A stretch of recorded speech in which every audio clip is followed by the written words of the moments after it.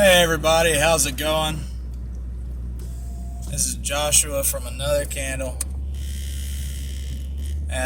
What you're watching is just gonna be, it's just me driving home.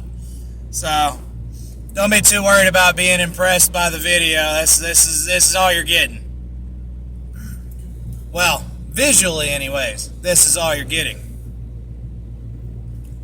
But the message that I wanted to bring to you guys today, more or less is kind of like a lesson from me and what I've been going through, and I just figure, maybe somebody else is in that place, and if you are in that place, let me know down in the comments, and we'll be praying for you, because it can be rough sometimes. Well,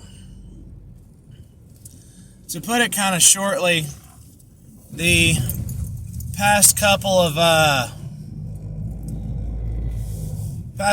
days, past couple of weeks, really, I've just been feeling like I'm just not doing enough, for my faith, doing enough, trying to reach towards God. I felt like there was a wall or something, like there was some kind of barrier between us. And it's really when I think about it, I'm like, man, I'm so goofy. Why don't I think of things like this? Like so many times with us, in our daily lives, like we don't realize the obvious answers to questions. So the obvious answer to the question for me is, being the question being, why is there this distance between me and God? Well, as you guys know, I stopped making videos there for a good while. Probably I think it was 6 or 7 months almost. And while, yes, the majority of that reason, is because I was being the stay-at-home dad. It was hard to really do any research. It was hard to get time to sit down and do a video. But there was also another reason. And I want to share this with you guys because I know every single one of us, we make mistakes. We slide back on things that we've changed in our lives. These things happen to us. And I want to remind you, because God had to remind me that, hey, God still loves you. God still has you in His hands. He still has a plan for you. And the thing is God, knowing all things, He knows when you're going to slip up. He knows when you're going to slide back and go back into doing something, that you made a promise to Him that you're not going to do. He knows when that's going to happen. And honestly, while I do know that our sin pains Him, I also think there's another aspect to how God views it, being how timeless God is. Our span, of 6 months of doing something that we know we're not supposed to do is just a tiny little blip of time for Him. It's so small. So what I was doing is I went back to smoking weed. And like I said, I don't care to tell you guys that, because I would rather be honest with you, and I would rather confess my sins to my brothers and sisters in Christ than to try to keep it and hide it, because keeping it and hiding it is the number one thing that kept me still doing it. Not owning up to it. That's what had me still doing it. Did I give up smoking weed? Yeah, I did. I definitely did. And I went back to it. I'd only quit for maybe 6 or 7 months, I think. And then I went back to it. And the thing is I know now for a fact that was the wall between me and God, just because of the fact that if I'm filled with being high, how am I supposed to be filled with the Spirit of God? I know a lot of people that may not quite understand the measure to which that we are filled. Jesus, it says, that God poured his Spirit out to Jesus without measure, meaning it was infinite. His Spirit upon Jesus was infinite. Now, can we contain the infinity of God? Yeah, absolutely not. No, there's no way we can contain the infinity of God.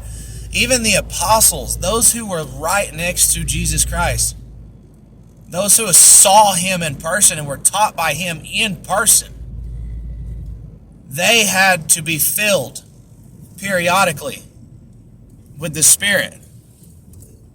I can't remember what verses, but I do remember specifically that when the Bible talking about, they got filled with the Spirit of God and they went out, praying for people and and speaking to people of other ethnicities and from other locations on earth, coming to Jerusalem at that time, speaking to them in their tongue, in their language. But then, not but a few days later, they had to go be refilled.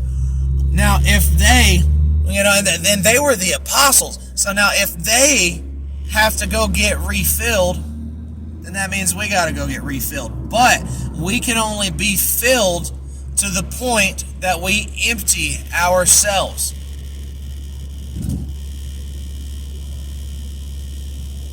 So I was filled up with the Spirit of being high. And I went through searching, to try to figure out, God, what's the distance? Like, yeah, sure, I smoke, but God, I'm worshiping you every day. I'm reading my Bible every day.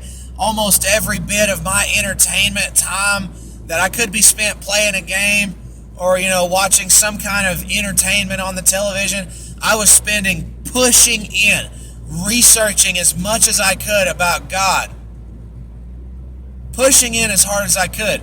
But what did it matter? Because I was holding on to something. Now let me just tell you this. You know if something is an idol in your life if all of a sudden you accidentally misplace that bag of weed. And when you misplace that little bag of weed, you start freaking out trying to find it. You're addicted. I don't care if I didn't have any physical addiction to it. I was definitely mentally addicted. And it's not like I was, freaking out, frothing out the mouth and stuff like that. No, but it was just, I would get a sense of panic. Like, oh no, that's what I use to relax. That's what I use to try to fight off my anxiety. And that's the part that hurts me a lot, is I didn't even start back until I lost my job at Bush's.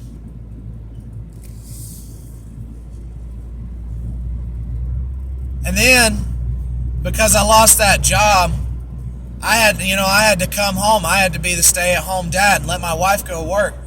All of these things pressed on my mind and my spirit so much to the point that I must have just thought, God, I don't know why you're keeping this anxiety from me, and why you're not keeping this anxiety from me anymore. In actuality, if I would have just been patient and waited on God, that anxiety would have passed in very little time at all. A couple of days maybe. But I was so impatient. I was so ready to feel that peace and comfort that I had been feeling, working a job. I liked the job. I was comfortable there, able to listen to worship music and stuff like that. And God pulled me out of that comfortable spot. He wanted to put me in the cold water, which is what we all need. We all need that wake-up call, being dropped in the cold water. Hey, snap to. Don't get comfortable. When you get comfortable, you start to sin. And don't get me wrong, I know me getting uncomfortable is what had me start sinning. But, it's different. When you're comfortable, you're slipping up in your sin is something that you might not even notice you're doing. Whereas when you're uncomfortable and you decide, man, I don't like this, I'm going to go back and, like I did, I'm going to go back and start smoking weed again. That was a conscious choice. That was not something that I let slip. It was a conscious choice. I want to go do this. Not, oh man, I didn't realize that I let this somehow slide back into my life because I got complacent. It's not the same. So the thing is, yesterday I pretty much spent almost my entire day, even at work, I had earbuds in, just delving as much as I could into God's Word to figure out this separation. And the thing is I don't think I had to realize what the separation is. I think I just had to admit to myself, hey, this is the problem, man. This is the problem. It's right here in front of your face. You're doing it right now.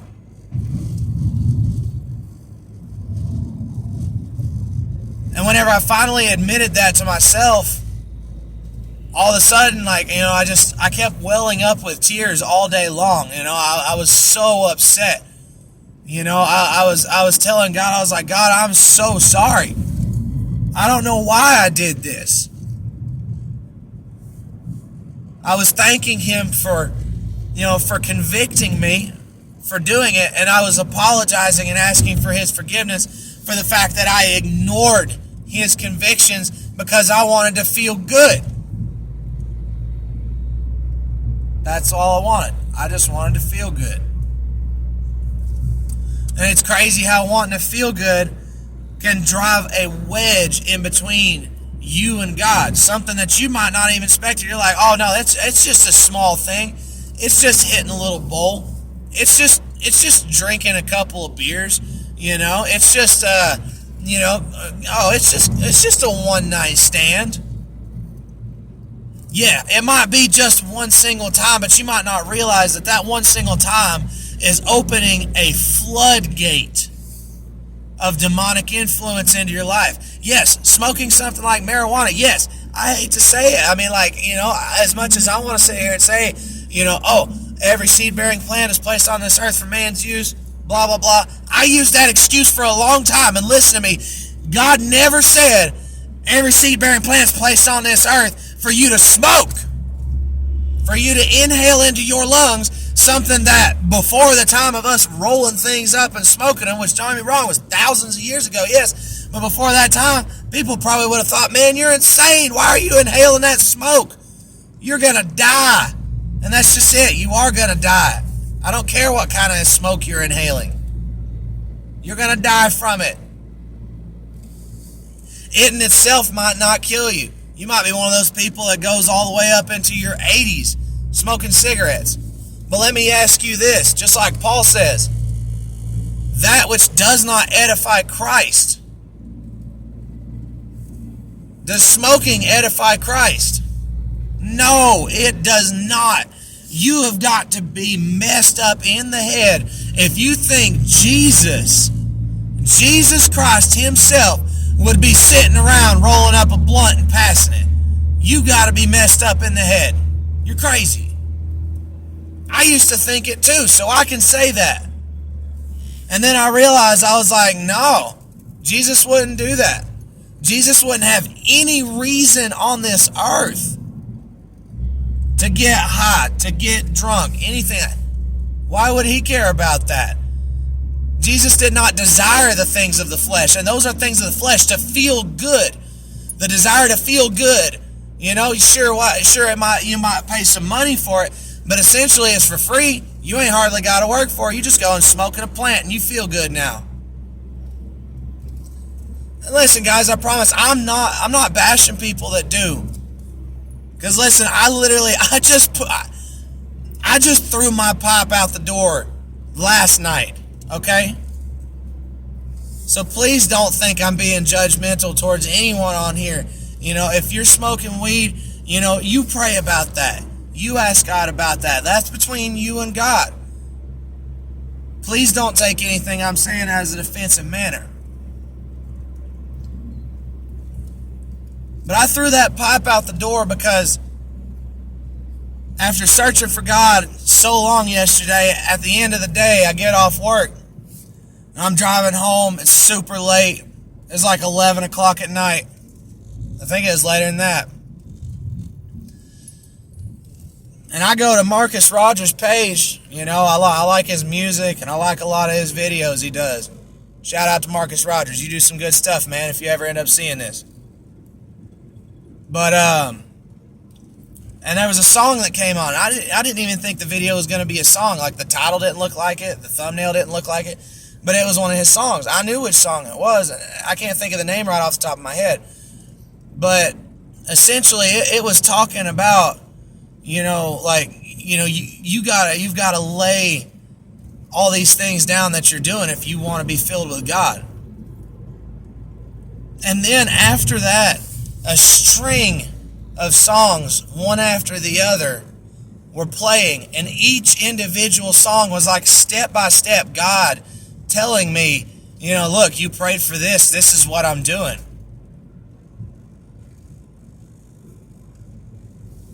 And it was so amazing that by the time that I finally got home, I felt like there was an earthquake going on inside of my body.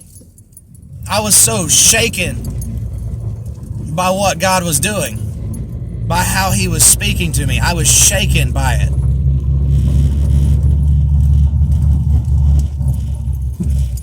Sorry, I'm pulling up. It's going to jar a little bit.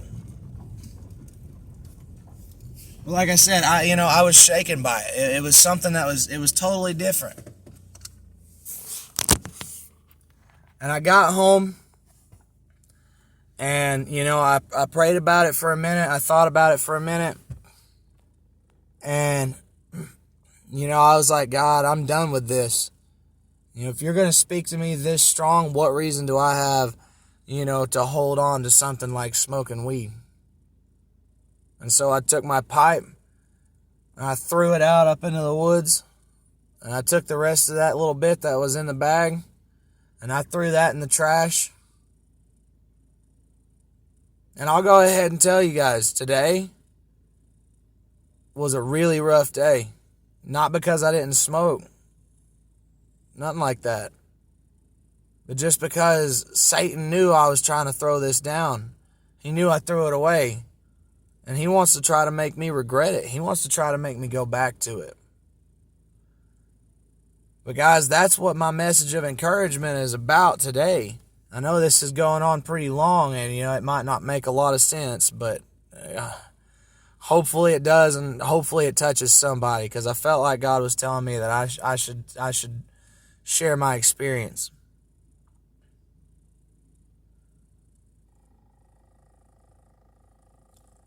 It definitely was a hard day. There was a lot of things went on. I ended up being incredibly late to work, just because of circumstance, not because, I was lazy and not trying to go and get there, but just because of circumstance. I ended up getting backed up on this road coming between Gatlinburg and Pigeon Forge called the Spur, and I was there for an hour and a half after already being late like 2 hours. I thought they were going to fire me. I showed up and nobody even seemed like they noticed I wasn't there. And we got slammed this evening. There was a lot of tickets, and one of the other guys left early, and so I ended up having to ask one of the ladies up front to come back and help, because I had so many tickets with so many different orders. And the thing is, I still didn't give up. Yeah, I got mad. I got irritated. That happens. But I just want you to know that you can get rid of these things. Whatever it is that's taking hold of your life, that's putting a wall between you and God, you can get rid of it. But I do want to tell you that you need to prepare yourself. You need to read your Bible. You need to get the full armor of God, and not just the full armor, but you need the sword.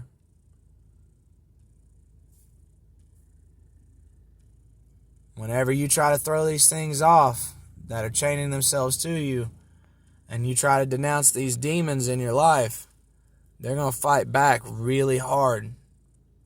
And my advice to you is just be like a stone, unmovable, unshakable. You tell those spirits, look, you can do whatever you want, but you got to have God's permission first, and I know God's going to take care of me. Guys, I hope this meant something to you in some kind of way. I hope it wasn't just me just rambling on the way home. I hope there's somebody out there that hears this video and, it helps you out and it makes a difference. I hope y'all have a blessed evening. Like I said, if you're going through something similar, throw it down there in the comments. I'll be praying for you. I love you guys. Y'all have a good night.